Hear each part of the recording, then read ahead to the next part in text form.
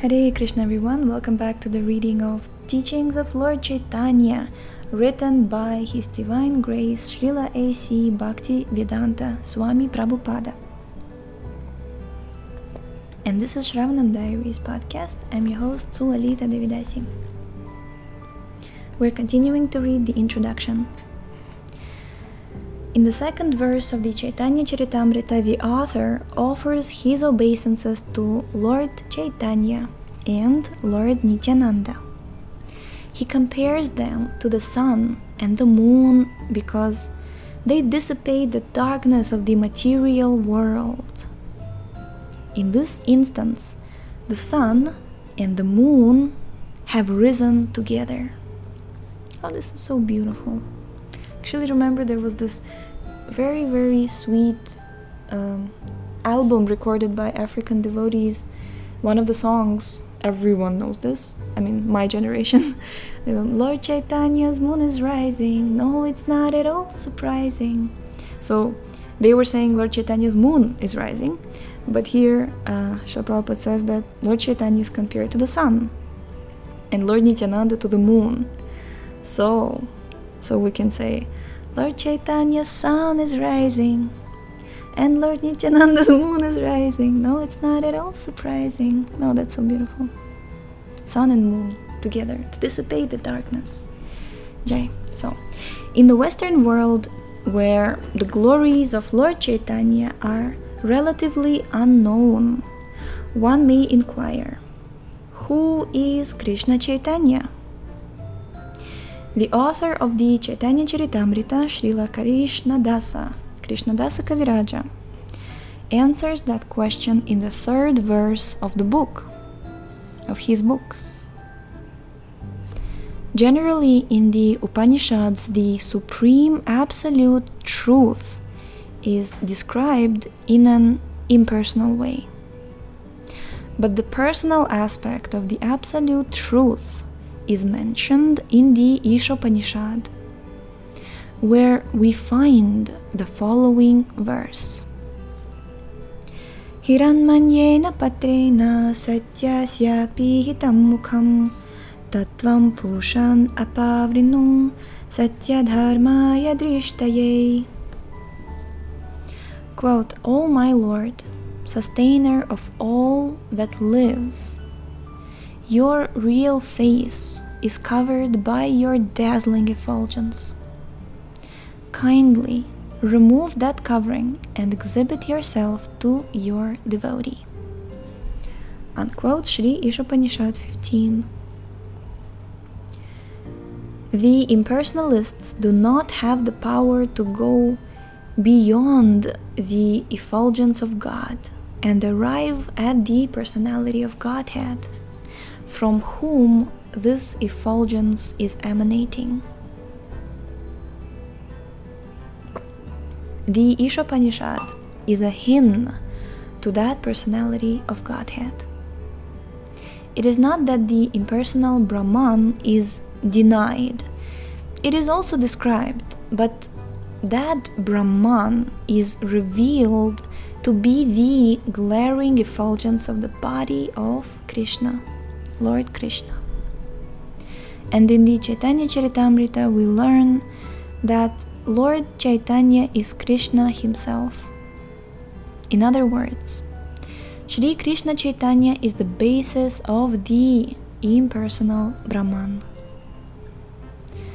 The Paramatma or Supersoul, who is present within the heart of every living entity and within every atom of the universe, is but the partial representation of Lord Chaitanya.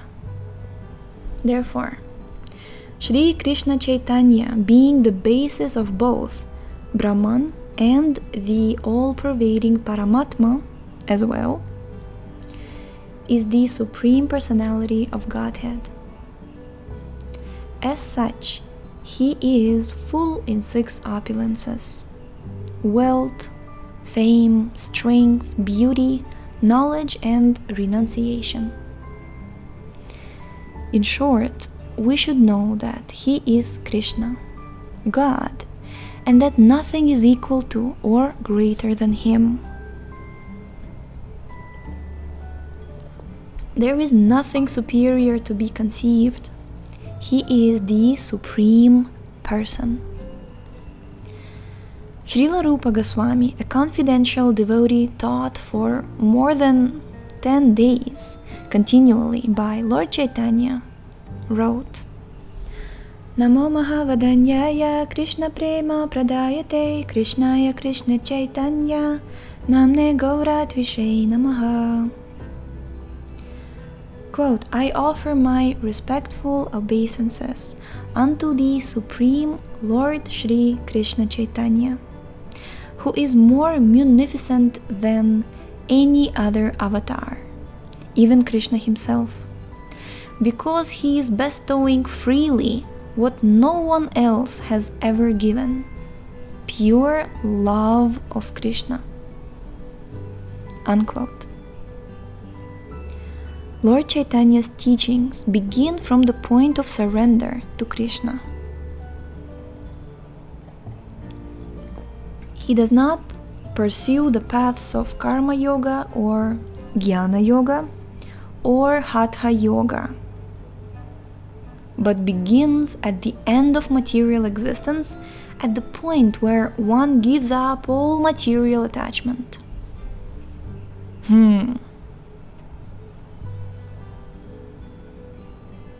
This is actually something very, very deep. Very deep.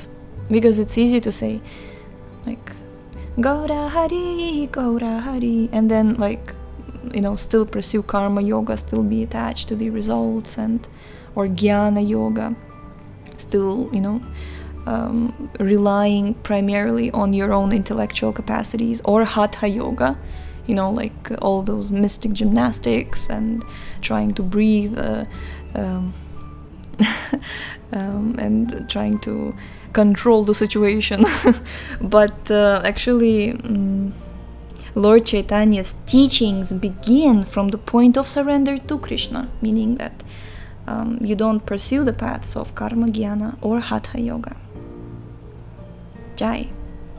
I think right now, at this moment, actually, it became a little more clear, because honestly, I'm telling this one thing. Honestly, I was always thinking that Prabhupada says that Bhagavad Gita is the primary ABCs, Srimad Bhagavatam is, like something next level school, and Chaitanya Charitamrita is like postdoctorate, is PhD. That's Chaitanya Charitamrita. But for me, I was thinking that, but Chaitanya Charitamrita is so sweet and nectarian and all these fun pastimes, and it's so awesome. Everyone is chanting all the time, and isn't this more attractive? And so that's why, like, I understood. I didn't deny the sequence, but I was just not comprehending entirely how is it that such nectar is the postdoctorate, even though it seems actually more attractive as it is. But if we actually realize that you're not pursuing karma yoga, jnana yoga, meaning jnana yoga, not karma jnana, but karma yoga, jnana yoga, and hatha yoga, meaning it's just complete, like it's surrender to Krishna. Oh yes, I actually remember in another book we were reading where Prabhupada said that when you have love of Godhead, you read Chaitanya Charitamrita and you are entering different rasas and different tastes and mellows within that love of Godhead. Okay, yes, okay. So, in the Bhagavad Gita, Krishna begins his teachings by distinguishing the soul from matter. And in the 18th chapter, he concludes at the point where the soul surrenders to him in devotion. The Mayavadis would have all talk cease there. The Mayavadis cease their talking, right? But at that point, the real discussion only begins. Sarva dharman parityajya. The Mayavadis stop there. but the real discussion only begins. As the Vedanta Sutra says at the very beginning, Atato Brahma Jigyasa. Now, let us begin to inquire about the supreme, absolute truth. Unquote. Rupa Goswami thus praises Lord Chaitanya as the most munificent incarnation of all, for he gives the greatest gift by teaching the highest form of devotional service. In other words, he answers the most important inquiries that anyone can make. He answers the most important inquiries that anyone can make.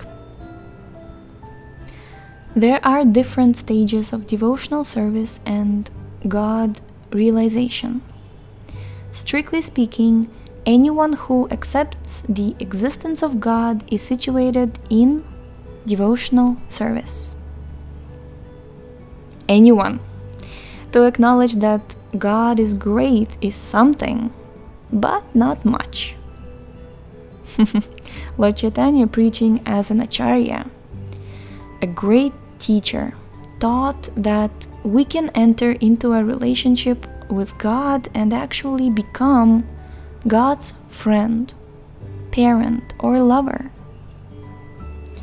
In the Bhagavad Gita, Krishna showed Arjuna his universal form because Arjuna was his very dear friend. Upon seeing Krishna as the Lord of the universes, however, Arjuna asked Krishna to forgive the familiarity of his friendship. Lord Chaitanya goes beyond this point. Through Lord Chaitanya, we can become friends with Krishna, and there will be no limit to this friendship. Aww. We can become friends of Krishna not in awe or adoration, but in complete freedom. We can even relate to God as his father or mother. This is the philosophy not only of the Chaitanya Charitamrita but of Srimad Bhagavatam as well. There are no other scriptures in the world in which God is treated as the son of a devotee. Usually, God is seen as the Almighty Father who supplies the demands of his sons. The great devotees, however, sometimes treat God as a son in their execution of devotional service. The son demands, and the father and mother supply. And in supplying Krishna, the devotee becomes like a father or mother. Instead of taking from God, we give to God. It was in this relationship that Krishna's mother, Yashoda, told the Lord, "Here, eat this, or you'll die. Eat nicely." In this way, Krishna, although the proprietor of everything, depends on the mercy of his devotee. This is a uniquely high level of friendship in which the devotee actually believes himself to be the father or mother of Krishna. However, Lord Chaitanya's greatest gift was his teaching that Krishna can be treated as one's lover. And we shall continue tomorrow. Wow, thank you so much for tuning in today. The link to this book is in the description, and we shall see you tomorrow. Hare Krishna.